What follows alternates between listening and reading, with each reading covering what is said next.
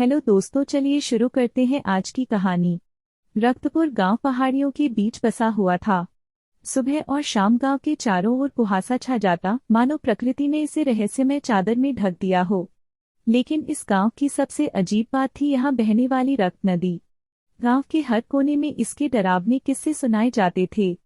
गांव के लोग इसे श्रापित मानते थे और इसकी ओर जाने से कतराते थे। यह एक अंधेरी और ठंडी रात थी। आसमान में काले बादल छाए हुए थे और हल्की हल्की बारिश हो रही थी। गांव का चौकीदार रामू अपनी झोपड़ी में लकड़ी का चूल्हा जलाकर हाथ सेंक रहा था।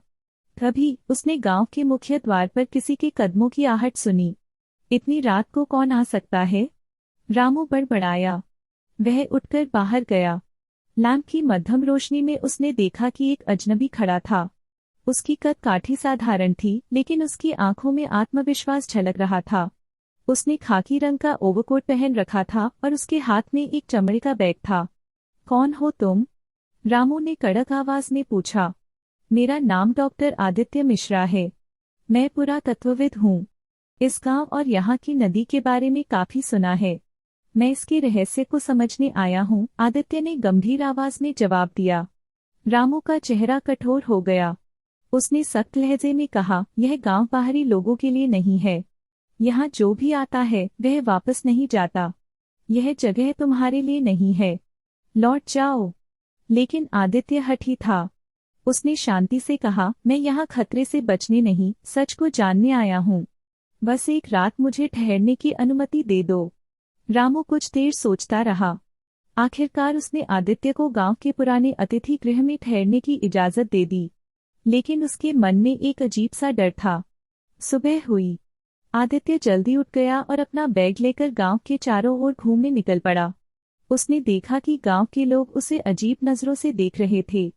महिलाएं अपने दरवाजे बंद कर रही थीं, बच्चे चुपचाप उसे घूर रहे थे और बुजुर्ग उसकी तरफ देखने से भी बच रहे थे।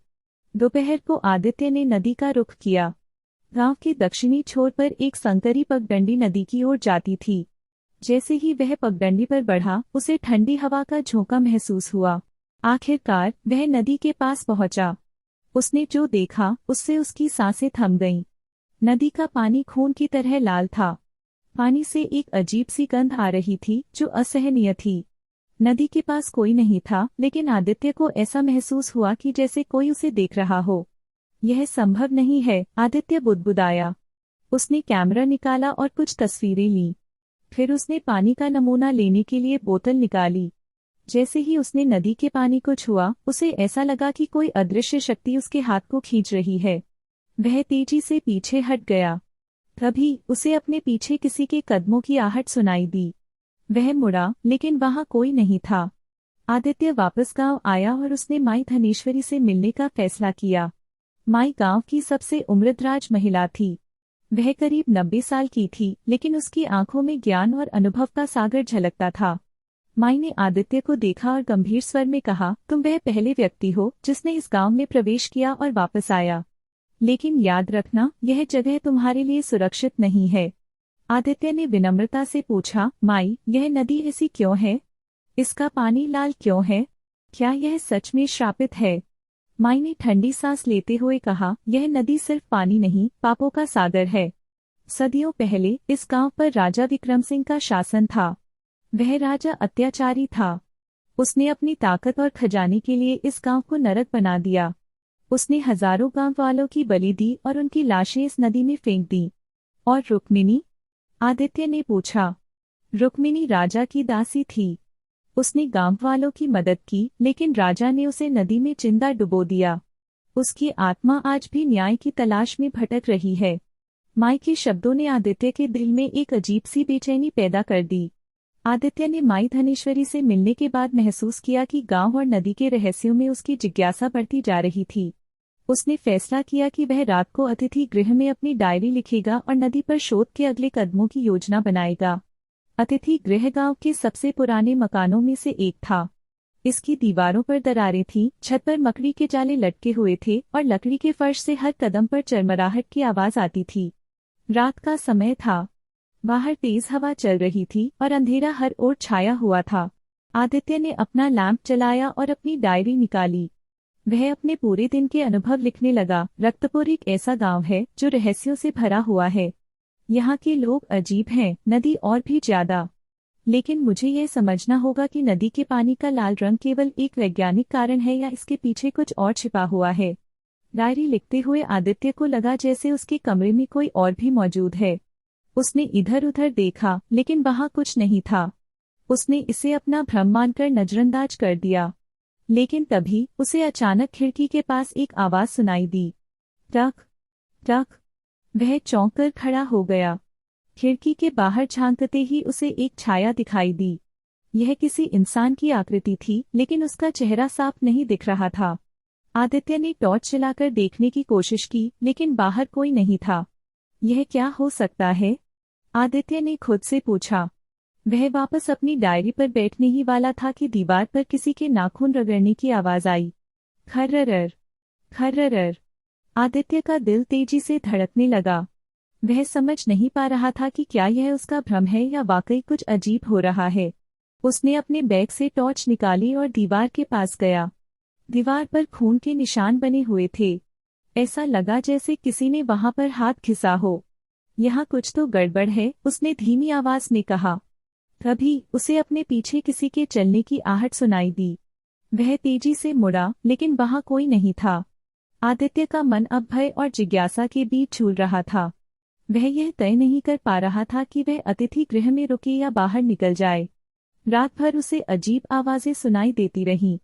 कभी किसी के चीखने की आवाज तो कभी दरवाजे पर खटखट।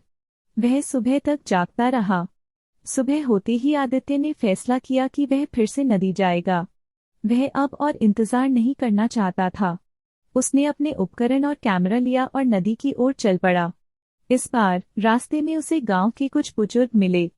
उनमें से एक ने उसे रोककर कहा, बेटा, उस नदी के पास मत जाना। जो वहां गया है वह वापस नहीं लौटा। लेकिन मैं नदी के रहस्य को सुलझाने आया हूँ, आदित्य ने आत्मविश्वास से जवाब दिया। याद रखना, वह नदी केवल एक श्राप नहीं, एक मौत का कुआं है। आदित्य ने उनकी बातों को अनसुना कर दिया और नदी की ओर बढ़ता रहा। नदी के पास पहुंचते ही उसे फिर से वही ठंडक महसूस हुई। यह ठंडक असामान्य थी, जैसे किसी ने हवा में मौत का एहसास घोल दिया हो। उसने नदी के पानी की ओर देखा। पानी का लाल रंग और भी गहरा हो गया था। उसने नोटबुक में लिखा, पानी का लाल रंग स्थायी है। यह प्राकृतिक नहीं हो सकता। यह किसी गहरे रहस्य का संकेत है। आदित्य ने कैमरा सेट किया और पानी की तस्वीरें लेना शुरू किया। तभी उसे नदी के पानी में एक आकृति दिखाई दी। यह एक महिला की परछाई थी। उसने सफेद साड़ी पहनी हुई थी लेकिन उसका चेहरा साफ नजर नहीं आ रहा था।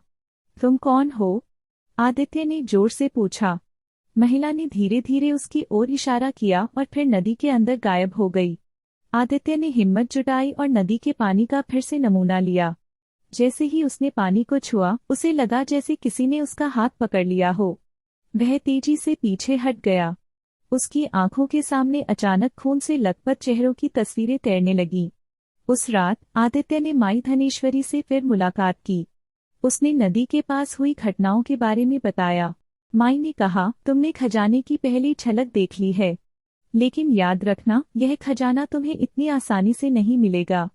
आत्माएं इसे बचाने के लिए हर कोशिश करेंगी। आदित्य ने पूछा, यह खजाना क्या है और क्यों यह आत्माएं इसे बचाने की कोशिश करती हैं? माई ने बताया कि यह खजाना राजा विक्रम सिंह ने छुपाया था। इसमें गांव वालों से लूटा गया सोना और कीमती गहने हैं। लेकिन यह खजाना केवल धन नहीं, उन आत्माओं का प्रतीक भी है जो राजा के अत्याचारों का शिकार हुई थीं। अगर तुम इस खजाने को ढूंढते हो तो तुम्हें उन आत्माओं का सामना करना होगा, माई ने चेतावनी दी। आदित्य ने फैसला किया कि वह इस खजाने को ढूंढेगा, चाहे उसे किसी भी खतरे का सामना क्यों न करना पड़े। रात घिर आई थी और गांव में सन्नाटा पसर चुका था। आदित्य ने अपने उपकरण इकट्ठा किए। उसने तय किया कि वह आधी रात को नदी की ओर जाएगा जब गांव के लोग सो रहे होंगे। अंधेरा गहरा था और आसमान पर बादलों की गहरी परत ने चांदनी को ढक दिया था। आदित्य ने अपने बैग में टॉर्च, रस्सी, पानी के नमूने रखने का कांच का जार और एक धातु डिटेक्टर रखा। अतिथि गृह से निकलने के बाद आदित्य पगडंडी पर बढ़ता गया। उसकी हर कदम की आवाज रात की खामोशी में गूंज रही थी। उसे अजीब सी बेचैनी महसूस हो रही थी, मानो कोई उसकी हर हरकत को देख रहा हो। लेकिन उसकी जिज्ञासा ने उसके डर पर काबू पा लिया। जब आदित्य नदी के पास पहुंचा तो वातावरण और भी ठंडा हो चुका था।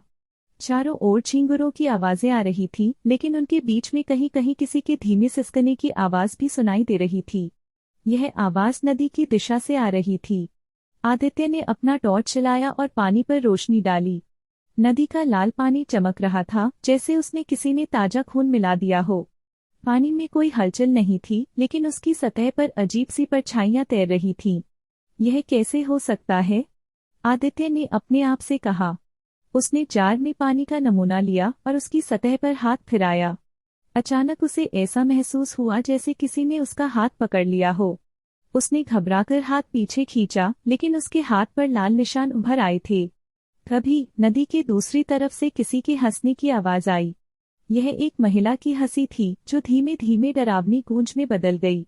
आदित्य ने अपनी टॉर्च उस ओर घुमाई, लेकिन वहां कोई नहीं था।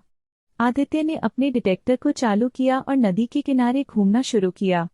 डिवाइस से लगातार धीमी बीप की आवाज आ रही थी, लेकिन जैसे ही वे नदी के एक खास हिस्से के पास पहुंचा, डिवाइस ने तेज आवाज करनी शुरू कर दी। यहाँ कुछ है, आदित्य ने बुदबुदाया। उसने फावड़ा निकाला और खुदाई शुरू की।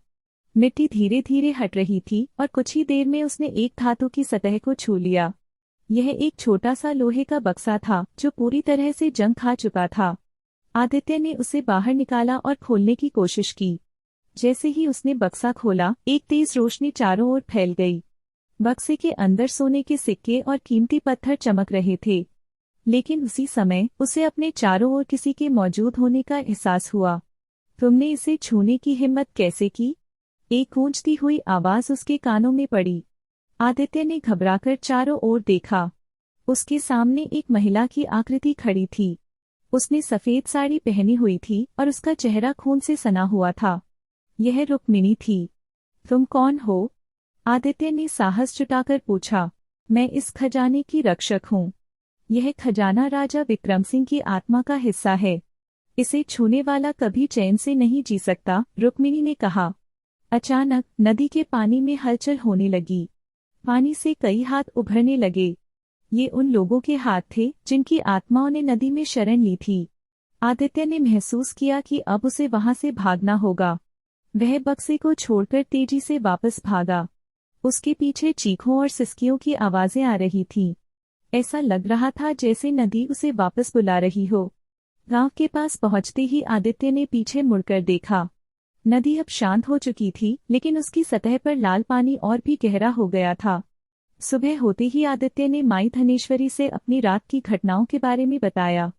माई ने कहा, तुमने आत्माओं को जगा दिया है। अब यह खजाना तुम्हारे लिए और गांव के लिए खतरा बन जाएगा। तुम्हें इसे सही तरीके से शांत करना होगा। कैसे? आदित्य ने पूछा। तुम्हें राजा विक्रम सिंह के अत्याचारों की सच्चाई को उजागर करना होगा और आत्माओं को न्याय देना होगा। माई ने आदित्य को राजा के महल के खंडहर में जाने की सलाह दी, जो गांव के दूसरी तरफ स्थित था। वहां से उसे वह दस्तावेज और प्रमाण मिल सकते थे जो राजा के पापों को उजागर कर सकें। आदित्य अब समझ चुका था कि यह केवल एक खजाने की कहानी नहीं है। यह उन आत्माओं के न्याय की लड़ाई थी जो सदियों से भटक रही थीं। उसने फैसला किया कि वह राजा विक्रम सिंह के इतिहास को उजागर करेगा और खजाने को उन आत्माओं की मुक्ति के लिए इस्तेमाल करेगा। माई धनेश्वरी की सलाह मानते हुए आदित्य ने खंडहर जाने का निर्णय किया। खंडहर गांव के उत्तरी छोर पर स्थित था, जहां घने जंगलों के बीच राजा विक्रम सिंह का प्राचीन महल अब केवल एक खंडहर बनकर रह गया था। गांव वाले इसे मृत आत्माओं का गढ़ कहते थे। आदित्य ने अपनी यात्रा की तैयारी की। उसने अपनी टॉर्च, रस्सी, पानी की बोतल और एक छोटी कुल्हाड़ी अपने बैग में रखी। माई ने उसे एक ताबीज दिया और कहा, यह ताबीज तुम्हें आत्माओं के प्रभाव से बचाएगा। इसे अपने पास रखना। सुबह होते ही आदित्य जंगल की ओर निकल पड़ा। रास्ता उबड़-खाबड़ था और चारों ओर सिर्फ घने पेड़ों का साया था। सूरज की रोशनी पेड़ों के बीच से मुश्किल से छनकर आ रही थी। जंगल में हर कदम पर उसे अजीब सी फुसफुसाहट सुनाई देती, मानो पेड़ भी उससे कुछ कहना चाह रहे हों। आखिरकार आदित्य खंडहर के पास पहुंच गया। महल के बड़े बड़े पत्थर अब मलबे में बदल चुके थे।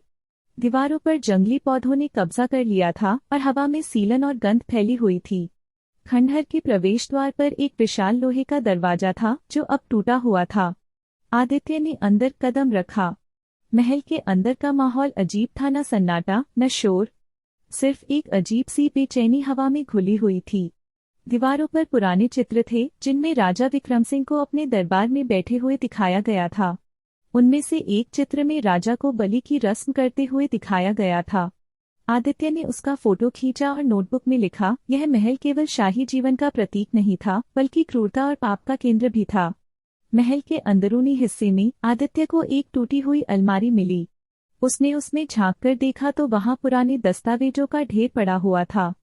इन दस्तावेजों पर धूल और जाले जम चुके थे। उसने दस्ताने पहनकर उन्हें बाहर निकाला। दस्तावेजों में से एक राजा विक्रम सिंह की डायरी थी। उसने उसे पढ़ना शुरू किया। आज हमने 50 और गांव वालों की बलि दी।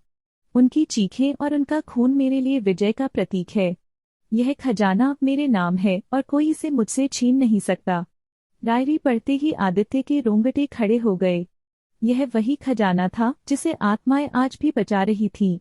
उसने डायरी के कुछ और पन्ने पलटे। उसमें राजा के गुप्त तहखाने का जिक्र था जहां उसने खजाना छिपाया था। यह तहखाना कहाँ हो सकता है? आदित्य ने खुद से कहा। तभी उसे तहखाने का संकेत देने वाली एक नक्शानुमा पेंटिंग मिली। यह पेंटिंग खंडहर के पश्चिमी हिस्से की ओर इशारा कर रही थी। आदित्य पेंटिंग में दिखाए गए रास्ते पर चल पड़ा। उसे मलबे के नीचे दबा हुआ एक दरवाजा मिला। उसने अपनी कुल्हाड़ी से मलबे को हटाया और दरवाजा खोला। जैसे ही दरवाजा खुला, अंदर से ठंडी हवा का झोंका आया। तहखाने में जाने का रास्ता संकरा और अंधेरा था। आदित्य ने अपनी टॉर्च चलाकर अंदर कदम रखा। सीढ़ियां नीचे की ओर जा रही थीं और हर कदम पर उसे ऐसा महसूस हो रहा था जैसे कोई उसके पीछे पीछे चल रहा हो। नीचे पहुंचकर उसने देखा कि तहखाने के बीचों बीच एक बड़ा सा बक्सा रखा हुआ था। यह बक्सा सोने और रत्नों से सजा हुआ था। यह वही खजाना है, आदित्य ने बुदबुदाया। लेकिन जैसे ही उसने बक्से को छूने की कोशिश की, चारों ओर से चीखों की आवाजें आने लगी। तहखाने की दीवारों पर अचानक खून टपकने लगा और फिर एक भयावह आकृति प्रकट हुई। रुक्मिणी की आत्मा, जो पहले नदी के पास दिखी थी, अब पूरी तरह आदित्य के सामने थी। लेकिन इस बार उसकी आंखों में क्रोध की ज्वाला थी। तुमने हमारे गुस्से को फिर से जगा दिया है। इस खजाने को छूने की तुम्हारी हिम्मत कैसे हुई? उसने दहाड़ते हुए कहा।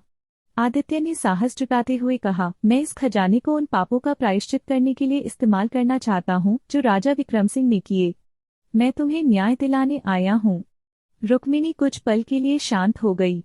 उसने कहा, यदि तुम सच में हमारे लिए न्याय चाहते हो तो तुम्हें यह खजाना नदी में समर्पित करना होगा।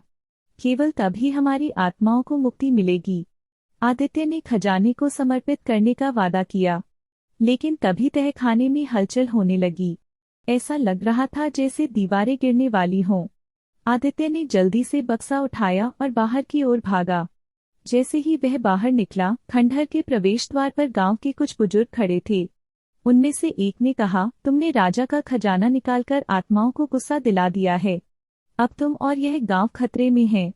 आदित्य ने कहा, मैंने वादा किया है कि यह खजाना नदी में समर्पित किया जाएगा। यह आत्माओं को शांत करने का एकमात्र तरीका है। आदित्य ने खजाने को समर्पित करने का संकल्प लिया था, लेकिन उसके दिल में एक अजीब सा डर भी समाया हुआ था। यह खजाना केवल एक भूतिया चक्कर का हिस्सा नहीं था, बल्कि यह उन सभी आत्माओं की तकलीफ और दर्द का प्रतीक था जिन्होंने राजा विक्रम सिंह के पापों की वजह से अपनी जान गंवाई थी। आदित्य का मानना था कि यही खजाना वे अंतिम चाबी हो सकता था जो आत्माओं को शांति और मुक्ति दिला सकता था। आदित्य नदी के किनारे खड़ा था, उसकी आंखों में दृढ़ निश्चय था।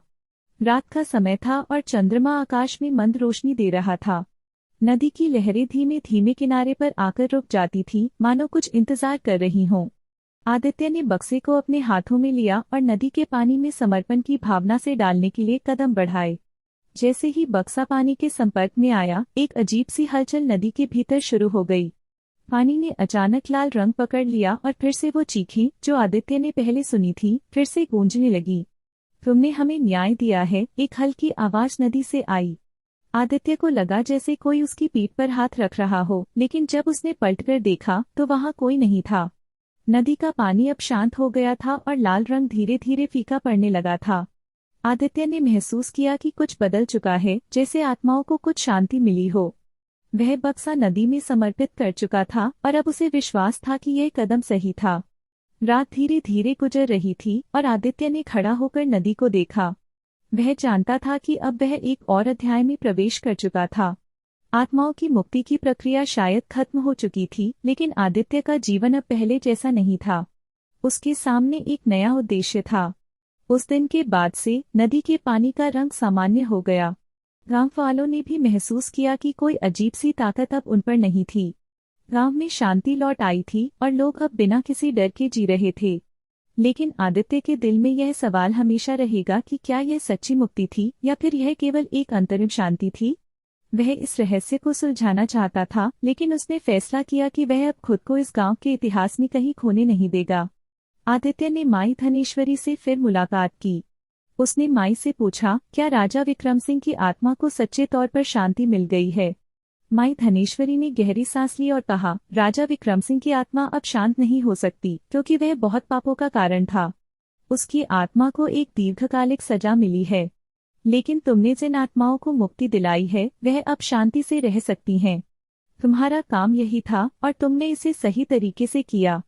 आदित्य ने कहा, तो क्या खजाना सिर्फ एक धोखा था? क्या यह सिर्फ एक साधन था जिससे राजा ने अपनी पापों की पूर्ति की थी? माई धनेश्वरी ने कहा, खजाना किसी एक व्यक्ति का नहीं था, यह उन आत्माओं का था जिन्होंने अपना जीवन गंवाया था। आदित्य अब यह महसूस करता था कि उसका उद्देश्य सिर्फ खजाने की खोज नहीं, बल्कि उन लोगों के लिए न्याय हासिल करना था जिनकी आवाज इतिहास में खो गई थी। उसने सोचा कि अब वह इस गांव से बाहर जाएगा और दुनिया को वह सच्चाई बताएगा जो राजा विक्रम सिंह ने छुपा रखी थी। वह अपने पुराने जीवन को पीछे छोड़कर एक नई शुरुआत करना चाहता था। अब उसके पास केवल यादें थी, आत्माओं की आवाजें, नदी के पानी का रहस्य और उस खजाने की छाया जिसने उसे एक नई दिशा दी।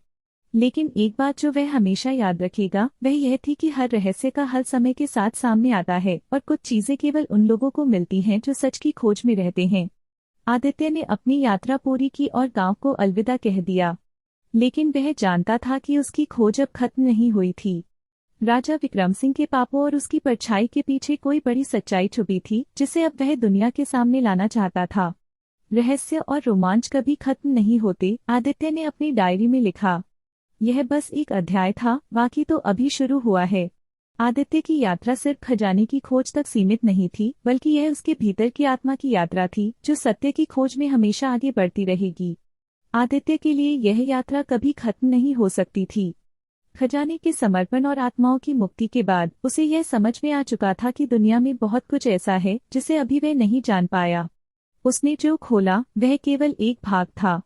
एक गहरे रहस्य का सिर्फ एक परत ही उसने उखाड़ी थी और बहुत कुछ अभी तक छुपा था। उस दिन के बाद से आदित्य ने निर्णय लिया कि वह अब और गहरे रहस्यों को सुलझाएगा। वह अपने जीवन को एक मिशन के रूप में देखता था। उसकी निगाहें अब न केवल राजा विक्रम सिंह के अधूरे पापों पर थीं, बल्कि उस इतिहास पर भी थीं जिसे उसने पूरी तरह से समझा नहीं था। आदित्य ने अपनी डायरी में एक और पन्ना जोड़ा, यह केवल मेरे लिए एक यात्रा नहीं है, यह पूरे इतिहास की गुत्थी सुलझाने का समय है। अब मेरा लक्ष्य केवल मेरे गांव तक सीमित नहीं रहा, मुझे उन रहस्यों का पीछा करना है जिन्हें मैं जानता भी नहीं। आदित्य ने अपनी खोज को और आगे बढ़ाने का निश्चय किया। वह माई धनेश्वरी के पास गया और उससे पूछताछ की, माई, क्या विक्रम सिंह का कोई और राज है जिसे हमें जानना चाहिए? क्या उसकी पापों की कोई गहरी जड़ है? माई धनेश्वरी ने उसे देखा और धीरे से कहा, राजा विक्रम सिंह का पाप केवल खजाने तक सीमित नहीं था। उसने एक गुप्त मंदिर भी बनाया था जहां वह अपने खतरनाक और अंधेरी रीतियों का पालन करता था। इस मंदिर में उसने अपनी शक्ति को और बढ़ाया, लेकिन वही मंदिर उसके अंत का कारण भी बना। आदित्य ने पूछा, तो क्या वह मंदिर अभी भी मौजूद है? हाँ, माई ने जवाब दिया, वह मंदिर अब खंडहर बन चुका है, लेकिन उसकी शक्ति और गहराई अभी भी उस जगह पर मौजूद हैं। वह स्थान एक दुर्लभ और खतरनाक रहस्य है। अगर तुम वहां गए तो तुम्हें बहुत कुछ पता चलेगा, लेकिन सावधान रहना, क्योंकि वह स्थान हर किसी के लिए नहीं है। आदित्य ने माई धनेश्वरी की बातों को गंभीरता से लिया और अपने नए मिशन पर निकल पड़ा। वह राजा विक्रम सिंह के गुप्त मंदिर की ओर बढ़ने लगा, जिसे अब काले मंदिर के नाम से जाना जाता था। वह जानता था कि यह यात्रा आसान नहीं होगी, क्योंकि मंदिर वह स्थान था जहां विक्रम सिंह की आत्मा और शक्ति एक साथ थीं। जंगल में कई किलोमीटर चलने के बाद आदित्य उस जगह पर पहुंचा जिसे अब काले मंदिर के खंडहर के रूप में जाना जाता था। यहाँ आने पर उसे एक अजीब सी शांति महसूस हुई, लेकिन उसके साथ ही एक डर भी समाया हुआ था। मंदिर के खंडहर में घुसते ही वह महसूस करने लगा कि हवा में कुछ गड़बड़ है। दीवारों पर अजीब सी चित्रकारी और अदृश्य ताकत का एहसास उसे हो रहा था। जैसे ही वह भीतर पहुंचा, उसे अचानक एक गहरी आवाज सुनाई दी जो भीतर से आ रही थी। आदित्य ने गहरी सांस ली और कदम बढ़ाए। वह मंदिर के मुख्य कक्ष में पहुंचा और वहां उसे विक्रम सिंह की मूर्ति मिली जो सोने और चांदी से सजी हुई थी। मूर्ति की आंखों में अजीब सी चमक थी, जैसे वह अभी भी जीवित हो। आदित्य ने ध्यान से मूर्ति को देखा और महसूस किया कि इस मंदिर में कोई और मौजूद था। अचानक मूर्ति की आंखों से एक तेज रोशनी निकलने लगी और एक भारी आवाज गूंज उठी। आगे की कहानी अगले वीडियो में देखें। फिर से मिलेंगे कहानी के अगले भाग में, तब तक के लिए बाय।